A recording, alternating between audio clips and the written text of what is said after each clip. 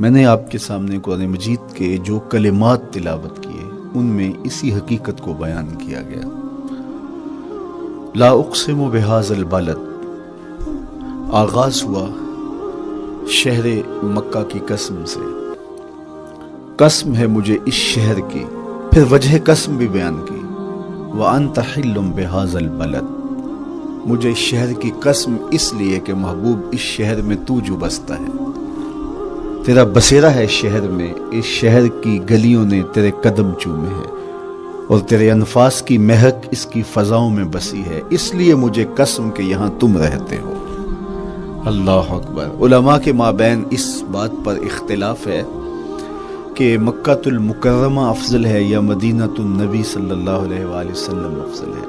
ایک علمی اختلاف ہے، بعض نے کہا مکہ المکرمہ افضل ہے، دلائل دیے، بڑا وزن ہے دلائل میں۔ بعض نے کہا مدینہ رسول صلی اللہ علیہ وآلہ وسلم افضل ہے، دلائل دیے، بڑا زور ہے دلائل میں۔ لیکن شیخ عبدالحق محدث دہلوی علیہ رحمہ اسی آیت سے روشنی لے کر کے لکھتے ہیں کہ جب حضور مکے میں تھے تو مکہ افضل تھا، جب مدینے آ گئے تو مدینہ افضل ہو گیا۔ جدھر جدھر سے وہ گزرتے گئے مجد و شرف بھی پیچھے پیچھے رہا، چند لمحوں کے لیے ٹھہرے تھے تم جس پیڑ کے نیچے۔ نشور وحدی کا لہجہ دیکھیے کتنا دل آویز ہے، چند لمحوں کے لیے ٹھہرے تھے تم جس پیڑ کے نیچے، سنا ہے آج تک اس پیڑ کا سایہ مہکتا ہے۔ تو مکے میں ہیں تو مکہ افضل، مدینے میں ہیں تو مدینہ افضل۔ تو شرف ان کے وجود مسعود سے ہے، وہ جدھر جدھر سے گزرتے جائیں گے وہاں وہاں ہی نور پھیلتا چلا جائے گا۔ اور پیر نصیر الدین علیہ رحمہ کا لہجہ یہاں کتنا خوبصورت دکھائی دیتا ہے۔ ایک بار وہ جدھر سے گزرے ہیں نصیر، ایک بار وہ جدھر سے گزرے ہیں نصیر، بار بار ادھر سے بہار گزری ہے۔ تو کہا کہ قسم ہے مجھے اس شہر کی، یعنی شہر مکہ کی۔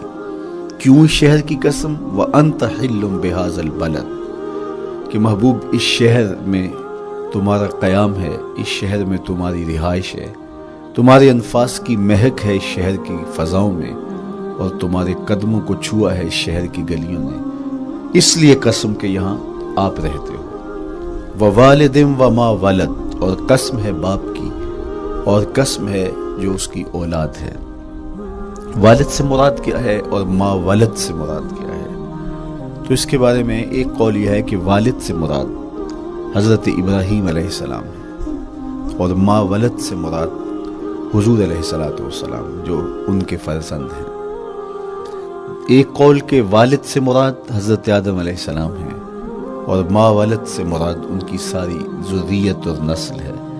تیسرا قول کہ والد سے مراد حضور علیہ السلام ہے، اور ما ولد سے مراد حضور علیہ السلام کی ساری امت، حضور علیہ السلام کی ساری آل اطرت، حضور کے اصحاب۔ لیکن علماء نے پہلے قول کو ترجیح دی کہ مکہ المکرمہ کی قسم کی گئی تو پھر مناسبت بنتی ہے کہ حضرت ابراہیم کا ذکر بھی ہو، تو اس لیے والد سے مراد حضرت ابراہیم ہے، اور ما ولد سے مراد حضور علیہ السلام کی ذات ستودہ صفات ہے۔ تو تین چیزیں ہوئیں جن کی قسم کی گئی۔ سب سے پہلے شہر مکہ کی قسم کی گئی، پھر حضرت ابراہیم علیہ السلام کی قسم کی گئی، اس کے بعد حضور علیہ السلام کے مبارک وجود کی قسم کی گئی۔ تین قسمیں کر کے کہا کیا گیا، چونکہ جو خالی ذہن شخص ہو، جب اس کو کوئی بات بیان کی جائے تو قسم سے آغاز نہیں کیا جاتا۔ متردد الذہن کو کوئی بات کرنی ہو تو قسم سے آغاز کیا جاتا ہے، یا پھر آپ جس مضمون کو بیان کرنے جا رہے ہیں وہ اتنا اہم ہے کہ اس کی اہمیت کو اجاگر کرنے کے لیے آپ کو قسم کرنا پڑتی ہے۔ تو یہ جو ماں بعد کا مضمون ہے جس کو میرے رب نے بیان کیا، اس سے قبل ایک نہیں، دو نہیں، تین قسمیں کی، تو پھر کان تو کھڑے ہو گئے، سماعتیں تو بچھ گئیں کہ وہ کون سی شے ہے جس کو بیان کرنا مقصود ہے، اور اس سے قبل قسم پہ قسم کی جا رہی ہے۔ قسم محبوب شہر مکہ کی، قسم محبوب تیرے والد بزرگوار حضرت ابراہیم علیہ السلام کی، اور قسم تیرے پاکیزہ وجود کی۔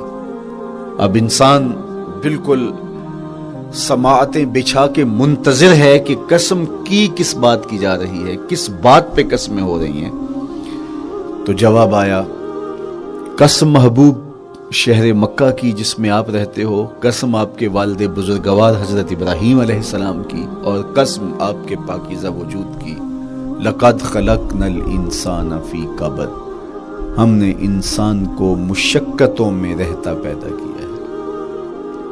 یعنی انسان کی زندگی کے اندر مشقتیں، مشکلیں، آلام، مصائب، حالات کی تلخیاں، سخت مراحل، یہ اس کی زندگی کا حصہ ہے، اور ہم نے اس کو ڈیزائن اس طرح کیا ہے کہ یہ ان ساری مشکلات سے نہ بردآزما ہوگا اور حالات کی تلخیوں کا مقابلہ کرے گا، اور خیر و شر کے ساتھ ساری زندگی اس کا تعلق رہے گا۔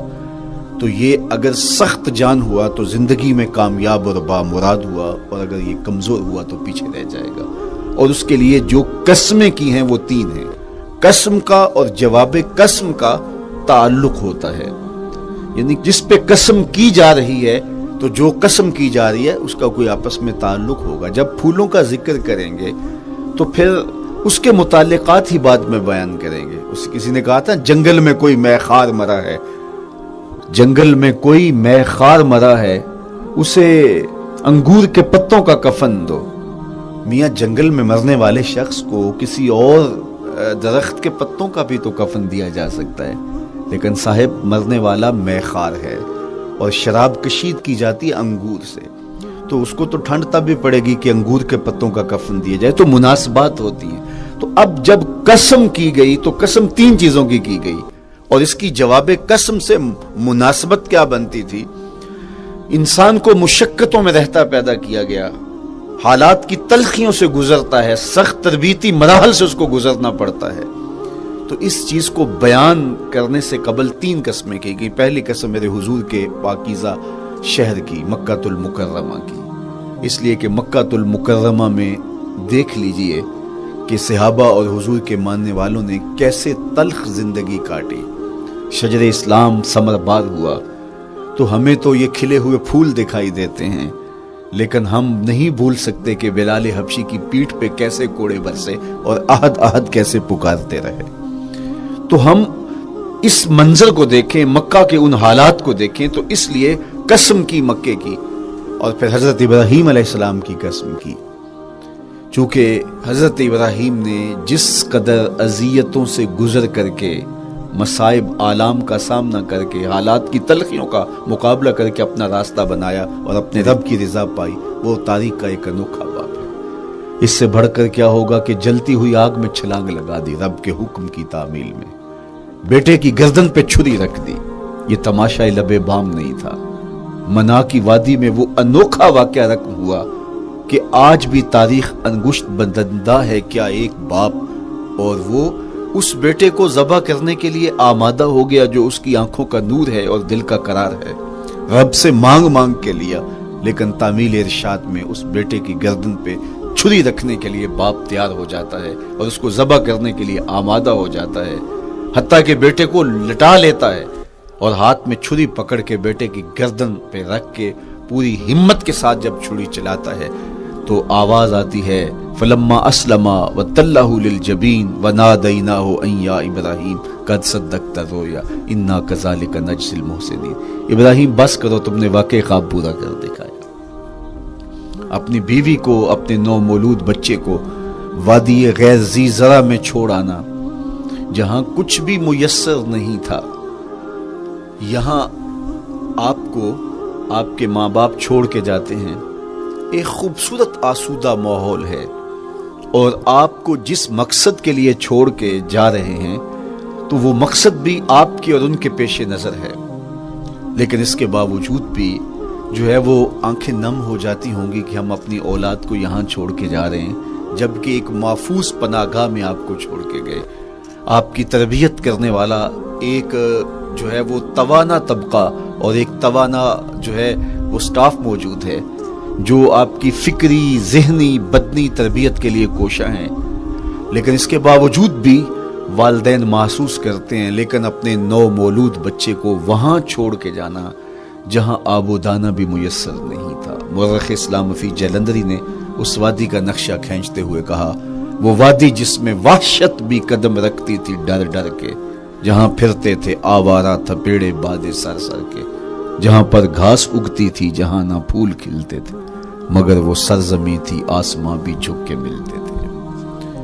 تو اس وادی میں چھوڑ کے آنا، حضرت ابراہیم نے جو امتحانات دیے، اس لیے ان کی قسم کی، چونکہ جواب قسم کا تعلق بنتا ہے، تو قسم ابراہیم کے پاکیزہ وجود کی کہ جنہوں نے دکھ سہے، تکالیف آلام گوارا کی، لیکن پائے ثبات میں لغزش نہیں آنے دی۔ تیسری قسم میرے حضور کے پاکیزہ وجود کی فرمایا جتنے دکھ مجھے دیے گئے، جتنی اذیتیں مجھے پہنچائی گئیں، اتنی کسی کو نہیں دی گئی۔ پیدا ہوئے تو حضور کے باپ کا سایہ سر پہ نہیں تھا، پھر اس کے بعد حضور مختلف مراحل سے گزرے۔ 6 سال کی عمر میں ماں کا انتقال ہو گیا۔ جب راہ حق میں لوگوں کو دعوت رشد و ہدایت دینے نکلے تو جو لوگوں کے رویے تھے اور جو اذیتیں لوگوں نے پہنچائیں وہ ایک الگ باب ہے۔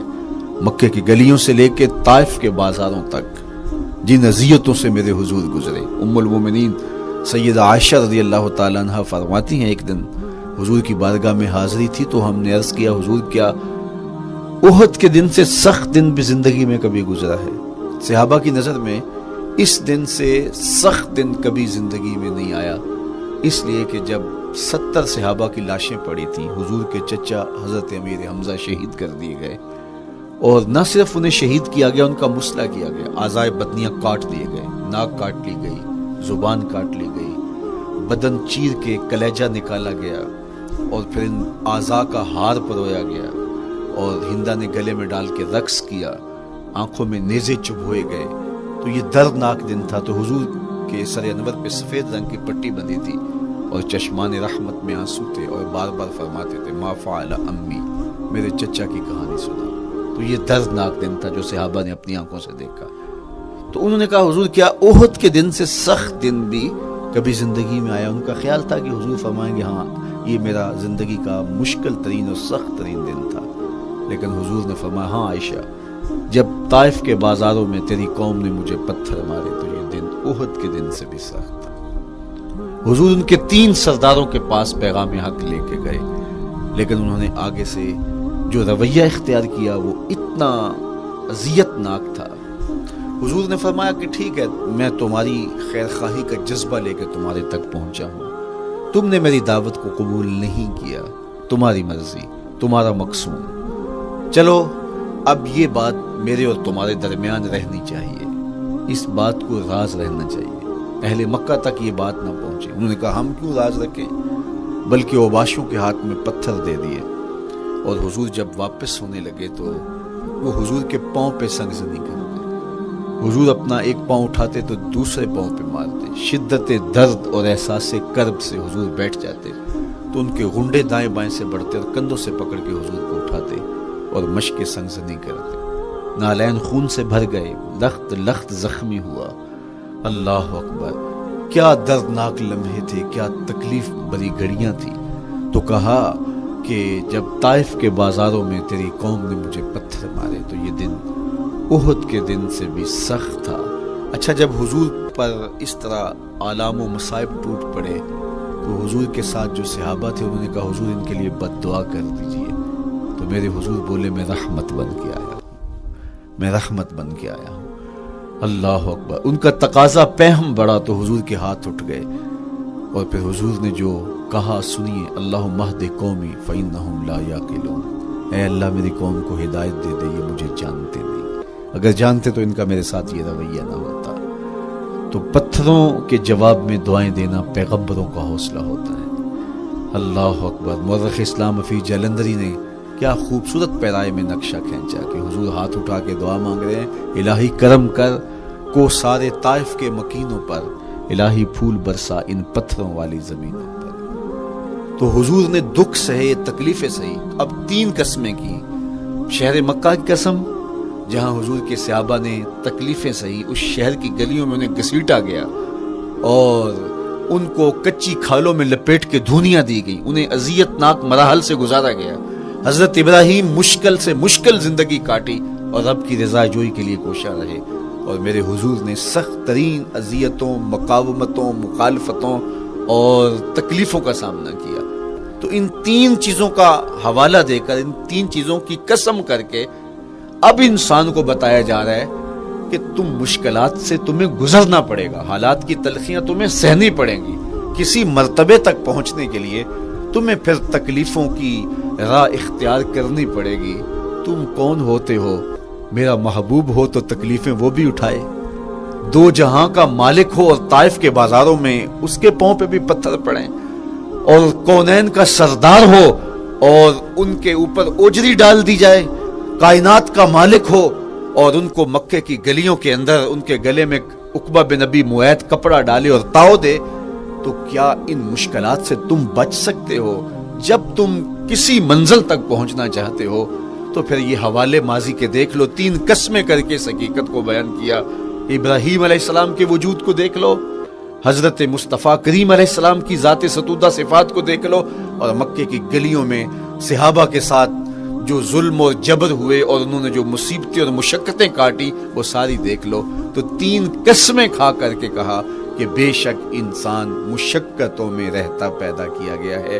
اس لیے قافلہ انسانی کے وہ افراد جو کسی منزل کے متلاشی ہوتے ہیں، جو جستجو کی زندگی بسر کر رہے ہوتے ہیں، ان کو پھر مشکلات سے گزرنا پڑتا ہے اور حالات کی تلخیاں ان کو گوارا کرنا پڑتا ہے، کشاکشی حیات سے ان کو ٹکرانا پڑتا ہے، اور ان کو آگے بڑھنے کے لیے ان کو تکلیفوں سے گزر کر کے، جان گسل مراحل سے گزر کر کے پھر منزل کی طرف عزم سفر ہونا پڑتا ہے۔ کیا میں نے اس خاکدان سے کنارہ جہاں رزق کا نام ہے آب و دانہ، پلٹنا جھپٹنا جھپٹ کر پلٹنا لہو گرم رکھنے کا ہے ایک بہانہ، پرندوں کی دنیا کا درویش ہوں میں کہ شاہی بناتا نہیں آشیاں۔ تو زندگی مشکل مراحل سے گزر جانے کا نام ہے۔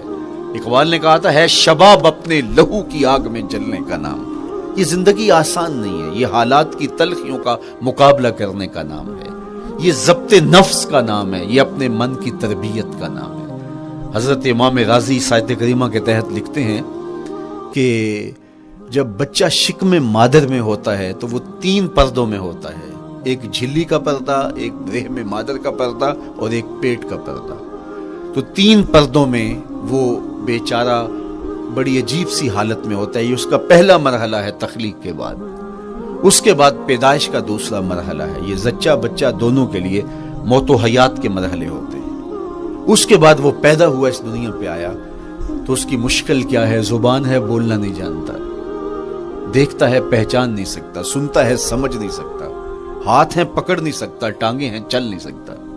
کتنی مشکل بن گئی، یہ سب کچھ چیزیں ہونے کے باوجود بھی وہ بے بس دکھائی دیتا ہے، اس کو دودھ مانگنے کے لیے بھی رونا پڑتا ہے۔ تو یہ ایک مرحلہ تھا۔ پھر آہستہ آہستہ اس نے بولنا سیکھا، ایک ایک حرف کر کے، لفظ لفظ جوڑ کے وہ جملے مکمل کرتا رہا۔ آج تو زبان کا طوطی بولتا ہے، آج تو بات کریں تو جو ہے وہ ماحول تھم جاتا ہے، لیکن انسان ذرا پلٹ کے آغوش مادر میں تیری ماں نے ایک ایک حرف تجھے سکھایا تھا، ایک ایک لفظ تجھے سکھایا تھا، لفظ لفظ کر کے، حرف حرف کر کے جملے بنے، اور آج تیری گفتار کی شوخی کے تذکرے زمانے میں ہیں، تو پھر تجھے بولنا سکھایا۔ تو چل نہیں سکتا تھا، آج تیری جو ہے وہ جولانیاں دیکھنے والی ہیں، تیری رفتار کو کوئی چھو نہیں سکتا ہے، تیری آنکھوں کی بجلیاں آج عقابوں سے بڑھ کر ہیں، آج تیرے کانوں کے اندر نغموں کا جہاں آباد ہے، آج تیرے ہاتھوں کی گرفت کہ آگے شیر غراں بھی ہو تو وہ بھی بے بس ہو جاتا ہے، لیکن دیکھ تو کتنا مجبور تھا۔ اچھا چلو وہاں سے آگے آئے، پھر زندگی کو سیکھنا پڑتا ہے، آداب سیکھنے پڑتے ہیں، کس سے کیا بات کرنی ہے سیکھنا پڑتا ہے، آگے بڑھے، جوانی کی دہلیز پہ پہنچے۔ جوانی انسان کی زندگی کا باقپن ہوتا ہے، عروج ہوتا ہے، اللہ اکبر، لیکن جوانی کو تقدس معاب رکھ کے منزل تک پہنچانا یہ سب سے مشکل مرحلہ ہوتا ہے، چونکہ جذبات بے قابو ہیں، خواہشیں آوارہ ہیں، اور تا حد نظر نظارے ہی نظارے جو دل کو کھینچتے ہیں۔ اب اپنے تقدس کو جو شخص محفوظ رکھے، کائنات میں سب سے قیمتی جوہر حضرت انسان کا اس کی عصمت کا جوہر ہے، اور سب سے حسین چہرہ وہ ہے جو جنسی کالک سے اپنے آپ کو بچا لے۔ تو جوانی ہو، بانکپن ہو، اور پھر اپنی خواہشات کو بے قابو نہ ہونے دیا جائے، سب سے مشکل مرحلہ پوری زندگی میں یہ آتا ہے۔ کسی نے کہا تھا کتاب زیست کا ایک اور باب بیت گیا، شباب بیت گیا، ایک عذاب بیت گیا۔ تو شباب کا ختم ہونا اور اس کو خیریت سے منزل تک پہنچنا، یہ کتنا بڑا مشکل مرحلہ ہوتا ہے، جس کا جوانی میں باطن کا چہرہ مسخ ہو جاتا ہے اور جنسی کالک سے جو چہرہ آلودہ ہو جاتا ہے اس کا عفت کا دامن داغدار ہو جاتا ہے۔ تو اس لیے وہ چہرہ تاباں ہے، وہ چہرہ روشن ہے، وہ چہرہ منور ہے جو اپنے آپ کو کالک نہیں لگنے دیتا اور اپنی عصمت کی حفاظت کرتا ہے۔ میرے حضور نے بھی ارشاد فرمایا، سبعۃ یظلھم اللہ تعالی فی ظلہ یوم لا ظل الا ظلہ، 7 اشخاص ایسے ہیں قیامت کے دن جب کوئی سایہ نہیں ہوگا، اللہ ان کو اپنے عرش کا سایہ عطا کرے گا۔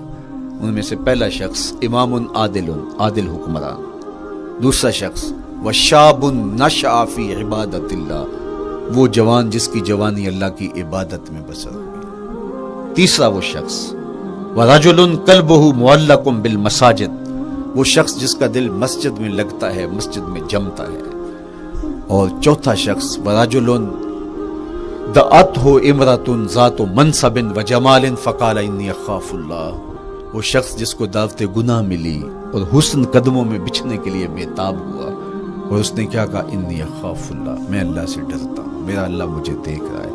میرے حضور نے فرمایا قیامت کے دن جب کوئی سایہ نہیں ہوگا، اللہ اس کے اوپر اپنے عرش کا سایہ تان دے، جو اپنی عصمت کے جوہر کو بچا گیا۔ تو یہ ایک مشکل مرحلہ تھا، اپنی جوانی کے تقدس کی حفاظت کرنا۔ میرے حضور نے ارشاد فرمایا، انا حبیب اللہ، میں اللہ کا حبیب ہوں۔ جو جوان جوانی میں توبہ کرتا ہے وہ بھی اللہ کا حبیب ہے۔ کتنا بڑا اعزاز ہے اور کتنا بڑا کمال ہے جو شخص کو ملتا ہے جو جوانی میں اپنی عصمت کے تقدس کی حفاظت کرتا ہے، اپنی آبرو پہ پہرا دیتا ہے، اپنی نظروں کی حفاظت کرتا ہے، اپنی سوچوں کو آوارہ نہیں ہونے دیتا، اپنے خیالوں کو بھٹکنے نہیں دیتا، اپنی خواہشات کو بے قابو نہیں ہونے دیتا۔ تو یہ مشکل ترین لمحہ تھا۔ اس کے بعد امام راضی کہتے ہیں اب شادی کا مرحلہ ہوا، تو پہلے خود اپنی ذمہ داری تھی، اب کسی کا بوجھ بھی اٹھانا پڑا، یہ اگلی مشکل آ پڑی۔ پھر بچے ہوئے تو پھر اپنی زندگی تو ختم ہو گئی، پھر ساری زندگی، پھر بڑھاپے میں چلے جائیں، ارذل العمر تک چلے جائیں، یہ ساری زندگی مشکلات۔ لقد خلقنا الانسان فی کبد۔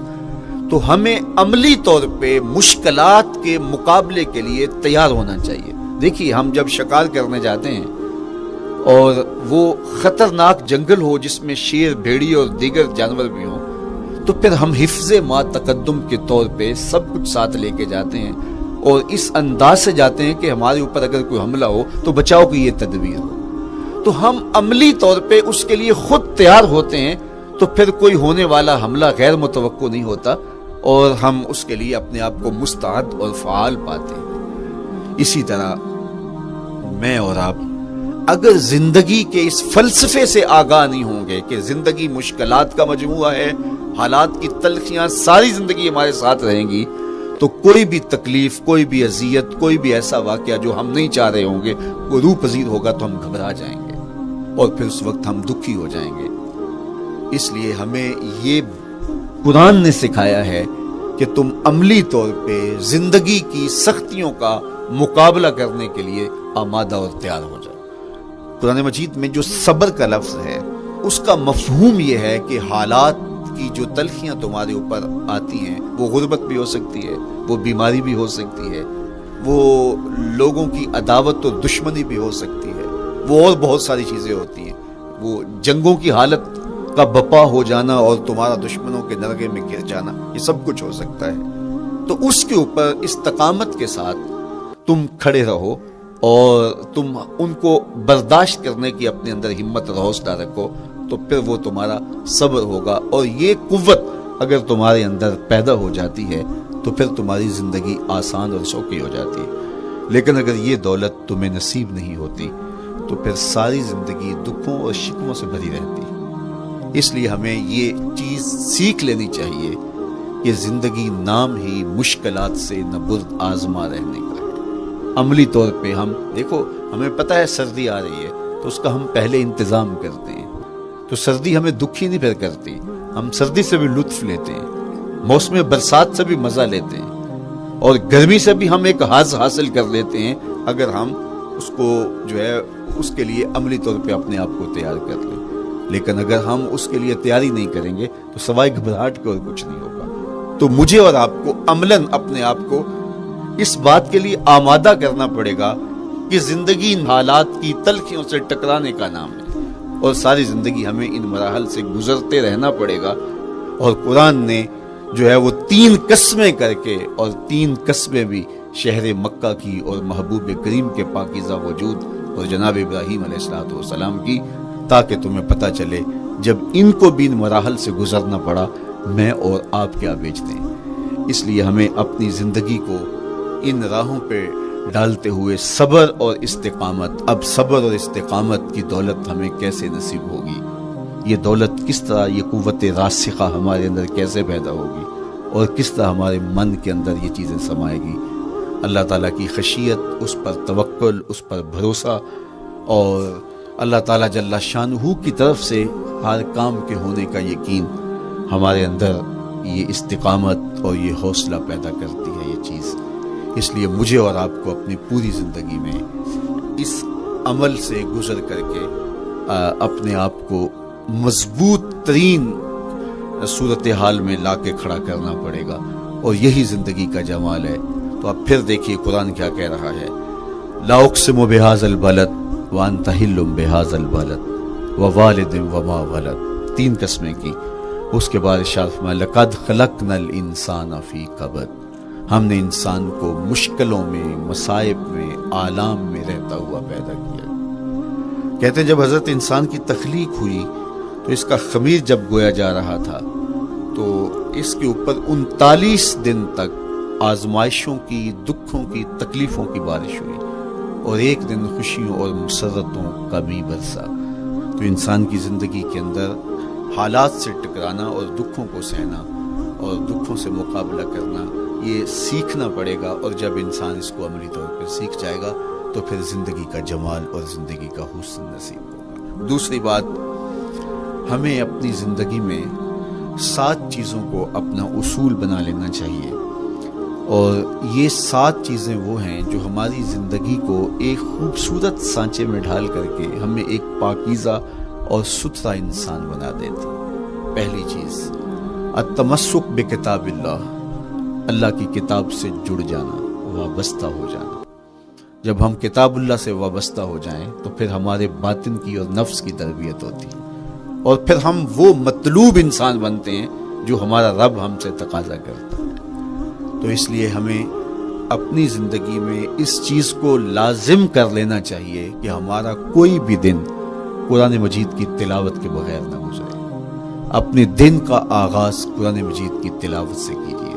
سورہ یاسین سے جو اپنے دن کا آغاز کرتا ہے سارا دن اللہ کی امان میں رہتا ہے، اس کی حفاظت میں رہتا ہے۔ اور اپنی شب کا آغاز سونے سے پہلے سورہ الملک کی تلاوت کریں، آپ ساری شب اللہ کی امان میں، اس کی حفاظت میں رہیں گے۔ اور قرآن مجید کو سمجھ کر اس کے مفاہیم و مطالب کے ساتھ ایک رکوع کم از کم پوری زندگی، اپنی زندگی کے نصاب میں آپ کتنا وقت مختلف امور کے لیے سر انجام دیتے ہیں۔ یہ کتاب انسانی ہدایت کے لیے، انسانی تربیت کے لیے، اس سے کوئی اور بہتر اور مؤثر جو ہے وہ نصاب نہیں ہو سکتا ہے۔ انسان سازی کا بہترین ذریعہ ہے یہ کتاب، اور اس کتاب کے ذریعے سے جو ہے وہ انسان پستیوں سے اٹھ کے بلندیوں تک جا پہنچتا ہے۔ اقبال نے تو کہا کہ گر تمی خواہی مسلمان زیستن نیست ممکن جز بقرآن زیستن، اگر تو مسلمان بن کے جینا چاہتا ہے تو قرآن کے بغیر ایک قدم بھی نہیں چل سکتا۔ تو آگے چل کے اسی نظم میں کہا کہ فاش می گوئم آنکھ در دل مزمرست ای کتابیں نیست چیزیں دیگرست، اگر میں کھل کے بیان کر دوں جو میرے سینے میں چھپا ہے تو میں تجھے بتا دوں کھل کے، یہ کتاب نہیں، یہ کوئی اور ہی شے ہے۔ کن لوگوں کو کہاں سے اٹھایا اور یہ کتاب کہاں تک لے گئی، جو باہمی جنگ و جدل میں الجھے ہوئے تھے اور حرف شناس بھی نہیں تھے، جو سواد آشنا بھی نہیں تھے، پھر انہوں نے جو ہے وہ روما کی سلطنت بھی الٹ کے رکھ دی. یہ کرشمہ تھا اس کتاب کا جس نے زندگی کا جمال ان کی روحوں کے اندر پیدا کر دیا. تو میں اور آپ اپنی زندگی میں قرآن مجید سے کبھی بھی دور نہ ہوں. روزانہ کی بنیاد پہ آپ تلاوت کلام مجید اپنی زندگی میں شامل رکھیں. انشاءاللہ اس کے اجالے دنیا میں اور آخرت میں آپ اپنی آنکھوں سے مشاہدہ کریں گے. حضرت امام احمد بن حنبل فرماتے ہیں میں نے رب سے کہا کہ مجھے اپنا قرب عطا کر. آواز آئی میرا قرب چاہتے ہو تو قرآن پڑھا کر. یہ رب کی قربت کی بھی ضمانت ہے اور ضبط نفس اور باطن کی تربیت کا بھی ذریعہ ہے. اچھا دوسری بات والاقتداء بسنت رسول اللہ صلی اللہ علیہ وآلہ وسلم. ہمارے لیے بہترین نمونہ ہمارے حضور علیہ الصلوۃ والسلام کی زندگی ہے. حضور کے دیا ہوا نظام حیات ہے جس پر حضور نے خود عمل کر کے دکھایا. میرا عشق رسول میری محبت رسول اس بات کا تقاضا کرتی ہے کہ میں ان کے طریقہ حیات کے مطابق اپنی زندگی گزاروں.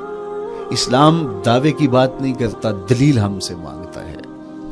آج میں کہتا ہوں میں عاشق رسول ہوں اور اتنا بڑا عاشق رسول ہوں کہ میرے جیسا زمانے میں دوسرا کوئی نہیں.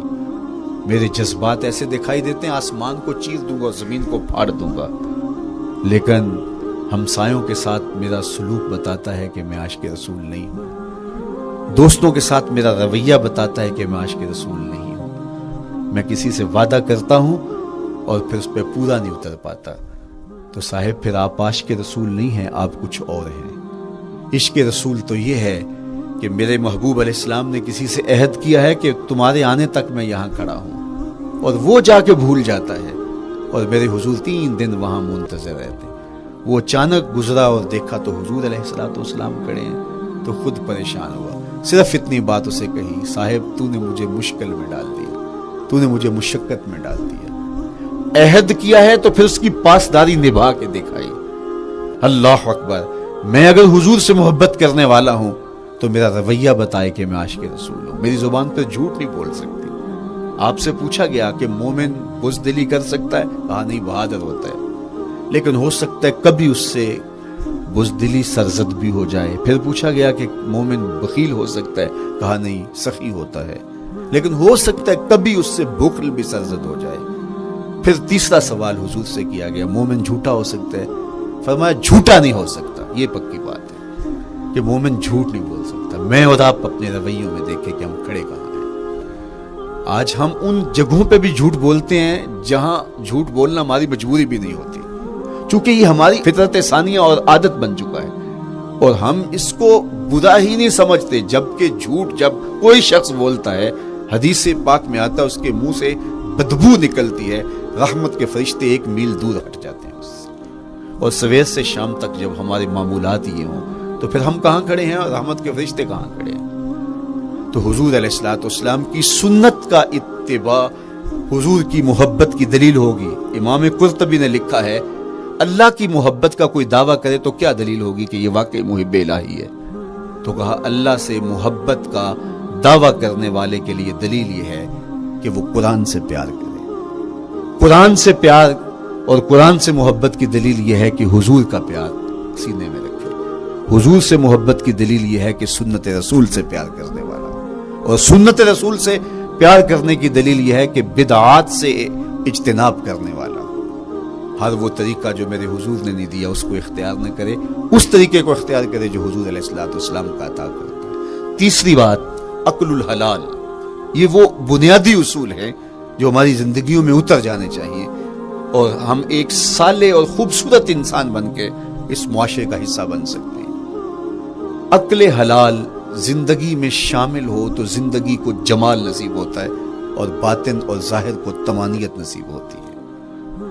اگر رزق پاک نہیں ہے تو آپ کعبے بھی جائیں تو وہاں بھی آپ محروم پلٹیں گے. میرے حضور علیہ الصلوۃ والسلام نے فرمایا ایک بندہ لمبا سفر کر کے گیا، اشعث اغبر کے لفظ ہیں، اس کے بال بکھرے ہوئے ہیں، سفر کی گرد پڑی ہوئی ہے اور لباس بھی پھٹا ہوا ہے، شکستہ حالت، پراگندہ صورت، اور کھڑا ہے کعبۃ اللہ کے سامنے. یمد یدیہ، دونوں ہاتھ لمبے کر کر کے دعا مانگ رہا ہے اور کیا کہتا ہے؟ اے اللہ ومطعمہ حرام ومشربہ حرام وملبسہ حرام وغذی بالحرام. فرمایا اس کا کھانا حرام کا ہے، اس کا پینا حرام کا ہے، اس نے جو لباس پہنا وہ حرام کا ہے۔ میرے حضور فرماتے ہیں بتاؤ اس کی دعا کیسے قبول ہوگی؟ اب لمبا سفر کاٹ کے حرم کعبہ میں پہنچے، غلاف کو پکڑ پکڑ کے دعائیں کر رہا ہے، لمبے لمبے ہاتھ کر کے دعائیں مانگ رہا ہے، ملتزم سے لپٹا ہوا ہے، حتیم میں سجدہ ریز ہو کے رو کے دعائیں مانگ رہا ہے، لیکن دعا قبول نہیں ہوتی۔ کیوں؟ اس لیے کہ اس کے پیٹ میں لقمہ حرام کا ہے، اس کے بدن پہ لباس حرام کا ہے۔ تو اسلام نے جتنا زور حلال کمانے، حلال کھانے اور حلال اختیار کرنے پر دیا ہے، تو ایک مومن اگر اسلام کے مبادیات سے بھی آگاہ ہو تو اس کی تو زندگی کے اندر جو ہے وہ حرام گھس ہی نہیں سکتا ہے، بلکہ وہ مشکوک سے بھی اجتناب کرے۔ چوتھی چیز کف الاذی، اپنے آپ کو ایسا بناؤ کہ تمہارے وجود سے کسی کو ضرر اور تکلیف نہ پہنچے۔ ہمارا اسلام تو ہمیں یہ بتاتا ہے کہ تم پیاز یا لہسن کھا کے مسجد میں نہ جاؤ کہ تمہارے منہ سے جو سمیل آتی ہے اس سے کسی کو تکلیف نہ پہنچے۔ تو یہ اسلام کی دی ہوئی تعلیمات ہیں کہ مسجد میں بھی جانا ہے تو اپنے آپ کو دیکھو کہ تمہاری حالت کیا ہے، تمہاری وجہ سے کسی کو تکلیف نہ پہنچے، تمہارے رویے اتنے خوبصورت ہوں، تمہارے ہمسائے بتائیں کہ یہ واقعی مسلمان ہے۔ مسلمان کی تعریف کی گئی، المسلم من سلم المسلمون من لسانہ و یدہ۔ مسلمان کون ہے؟ جس کے ہاتھ سے، جس کی زبان سے دوسرا مسلمان بھائی محفوظ ہے، تو وہ مسلمان ہے۔ اللہ اکبر۔ ہم یہ جو کہتے ہیں السلام علیکم، اس کو کہتے ہیں تحیت المسلم، مسلمان کا تحیت۔ تو اس میں اس کے معنی پہ غور کریں تو ہم اس کو ضمانت دے رہے ہوتے ہیں، السلام علیکم، تیرے اوپر سلامتی ہو۔ تو ہم اپنی جانب سے اسے ضمانت دیتے ہیں، میرے بھائی میری طرف سے تیری عزت، تیری جان، تیری آبرو سلامت ہے، اب میری جانب سے تو پریشان نہیں ہونا، میں تجھے سلامتی کی ضمانت دیتا ہوں۔ اور وہ آگے سے کیا کہتا ہے؟ وعلیکم السلام، میرے بھائی پھر میری جانب سے بھی تیرا سب کچھ محفوظ ہے۔ اگر سلام کا مفہوم اچھی طرح ہماری روحوں میں اتر جائے تو پھر ایسا ہو نہیں سکتا کہ ہم جس کو السلام علیکم کہہ دیں پھر اس سے ہم دھوکہ کریں یا اس کی آبرو پہ حملہ آور ہوں یا اس کے مال پہ حملہ آور ہوں جب السلام علیکم کہہ دیا۔ چونکہ جو ہمیں لفظ بولنے کے لیے کہا گئے اس کے پیچھے فلسفہ لفظ ہوگا۔ یہ پھول ہیں، ان کو دیکھ کر سبحان اللہ کہنے کا کہا گیا ہے، پہاڑوں کو دیکھ کے اللہ اکبر کہنے کا کہا گیا ہے۔ پہاڑوں کو دیکھ کے سبحان اللہ کہہ دیں اور پھولوں کو دیکھ کے اللہ اکبر کہہ دیں، ایسا کیوں نہیں کہہ دیتے؟ لیکن نہیں، اس لیے کہ جب پہاڑوں کو دیکھتے ہیں تو دل میں ان کی ہیبت پیدا ہوتی ہے۔ اتنے بڑے پہاڑ، سمندر کو دیکھتے ہیں تو اس کی ہیبت پیدا ہوتی ہے، اتنا بڑا سمندر تا حد نظر پھیلا ہوا، تو جب اس کی بڑائی پیدا ہونے لگتی ہے تو فوراً پلٹایا گیا اللہ کی بڑائی کی طرف اور کہا بول اللہ اکبر، یہ نہیں میرا اللہ بڑا ہے۔ اور پھول کو جب دیکھا تو اس کی لطافت کی طرف الجھنے لگے، کتنا خوبصورت ہے، درزوں میں کیسے خوشبو بسی ہوئی ہے، کیسے رنگ ہیں، کیسے جمال ہیں۔ اللہ اکبر۔ وہ کیا کسی نے کہا تھا نا کہ درزوں کی لطافت میں خوشبو نے اماں پائی، گل چیرنے والے نے کس شان سے چیرا ہے۔ تو کیا کمال ہے یار، کیا پتیاں ہیں، کیا رنگ ہے، کیا خوبصورتی ہے، کیا لطافت ہے۔ الجھنے لگے، کہا بول سبحان اللہ، یہ کیا ہے جس نے رنگ بھرے ہیں وہ پاک ہے۔ تو تیرا دل الجھ نہ جائے تو جو ہم بولتے ہیں لفظ جہاں بھی بولتے ہیں اس کے پیچھے ایک فلسفہ ہوتا ہے۔ السلام علیکم یہ تحیت المسلم ہے۔ جب ہم کسی کو کہتے ہیں السلام علیکم تو اس کو ہم نے ضمانت دے دی، بس بات ختم، اب جو ہے وہ میری جانب سے تو محفوظ ہے۔ لیکن ہم سلام بھی لے رہے ہوں گے اور ہاتھ بھی کاٹ رہے ہوں گے اور اس کی جیب بھی کاٹ رہے ہوں گے، پھر سلام نہیں لیا، ہم نے منافقت کی ہے۔ تو کف الاذی چوتھی چیز۔ اور پانچویں چیز اجتناب المعاصی، گناہوں سے اپنے آپ کو بچا کے رکھنا۔ نیکی کرنا بہت اہم ہے، لیکن نیکی کرنے سے زیادہ ہم اپنے آپ کو گناہوں سے بچانا، چونکہ شر کی قوتیں ہمارے ساتھ جڑی ہوئی ہیں، اس لیے اپنے آپ کی حفاظت جب ہم کریں گے تو ہم ایک اچھی صورت میں آگے بڑھیں گے۔ اور چھٹی چیز وہ ہے التوبہ۔ توبہ تسلسل کے ساتھ کرتے رہیے۔ یہ تصور کہ بڑھاپے میں توبہ کریں گے، یہ تصور کہاں سے آیا؟ یا ہمارے ہاں آج کل یہ کلچر پیدا ہوا ہے کہ لیلۃ القدر یا شبرات کے دن سارے جڑ کے توبہ کرنے بیٹھ جاتے ہیں اور پورا سال اپنی مرضی کی زندگی گزارتے ہیں۔ ایسا نہیں ہے۔ میرے حضور کے دامن پہ ایک بھی گناہ کا دھبا نہیں تھا۔ ہم نبیوں کی عصمت کے قائل ہیں، کسی نبی پر کوئی گناہ کا دھبا نہیں ہوتا۔ اگر اس امکان کو بھی تسلیم کر لیا جائے تو ساری شریعت مشکوک ہو جاتی ہے۔ لیکن اس کے باوجود حضور فرمایا میں دن میں اللہ سے 100 بار توبہ کرتا ہوں، ایک دن میں 100 مرتبہ توبہ کرتا ہوں۔ میں اور آپ دیکھیں کہ ہم کیا اس معمول کو اپنی زندگی میں شامل کیے ہوئے ہیں۔ جب انسان توبہ کرتا ہے، جب غسل کر لیتا ہے نا ایک دفعہ، تو پھر وہ بچ کے چلتا ہے کہ کوئی گرد دوبارہ پڑ نہ جائے، اور جب وہ لتڑا ہوا ہو تو پھر اس کو پرواہ بھی نہیں ہوتی۔ اس لیے ہمیں بار بار غسل کرنے کی، بار بار توبہ کرنے کی تلقین کی گئی ہے، تاکہ ہم پھر نئے گناہوں سے بچتے رہیں گے۔ تو اپنی زندگی میں توبہ کا تسلسل کیجئے، شام سویرے صبح بار بار اللہ سے توبہ کی رجوع کیجئے۔ اور آخری چیز ادا الحقوق، حقوق کا ادا کرنا۔ ہمارے ذمے جو حقوق عائد ہوتے ہیں وہ ہمارے والدین کے ہیں، وہ ہمارے بہن بھائیوں کے ہیں، وہ ہمارے دوستوں کے ہیں، ہمسایوں کے ہیں، ہمارے اساتذہ کے ہیں، کلاس فیلوز کے ہیں۔ وہ حقوق حتیٰ کہ جانوروں کے کیوں نہ ہوں، تو ان حقوق کو ہم ادا کرنے والے دست بردار نہیں ہو سکتے ہم ان حقوق سے۔ یہ مومن کی زندگی ہے، یہ ہمارا نظم حیات ہے، یہ اسلام کا دیا ہوا منشور ہے، یہ طریقہ زندگی ہے کہ ہم ایک ایک کے حق کو ادا کرتے ہوئے اپنی زندگی کو بسر کریں۔ بالخصوص میں طلباء سے مخاطب ہوں کہ یہ عمر تربیتی اعتبار سے سب سے اہم عمر ہے۔ سیدنا علی المرتضیٰ رضی اللہ تعالیٰ عنہ فرماتے ہیں کہ 15 سال سے لے کر کے 20 سال تک کی عمر میں انسان کے نظریات پختہ ہوتے ہیں اور اس کی عادتیں جمتی ہیں۔ یہ دوسرے کہتے ہیں 13 سے 19 سال تک کی عمر، وہ کہتے ہیں یہ بڑی اہمیت کی حامل ہے۔ تو 13 سے 19 سال یا 15 سے 20 سال تک کی عمر، بعض کا تو ہوتا ہے کہ ابھی بچے ہیں، ماں باپ بھی سستی کرتے ہیں کہ ان کو تہجد کا عادی اب کیوں بنائیں، ابھی تو یہ بچے ہیں، ان کو ان چیزوں سے، چھوٹی چھوٹی چیزوں کا عادی اب کیوں بنائیں، جب بڑے ہوں گے، سمجھدار ہوں گے، ذمہ داریوں کا بوجھ آئے گا، سب کچھ کر لیں گے۔ تو پھر اس وقت کرنا مشکل ہوتا ہے، پھر کر نہیں پاتا بندہ۔ تو جو سیکھنا ہے، جو عادتیں پختہ کرنی ہے، وہ اسی زندگی میں ہوتی ہے۔ تو یہ آپ کا ایک موقع ہے، آپ کو ایک ماحول فراہم ہوا ہے۔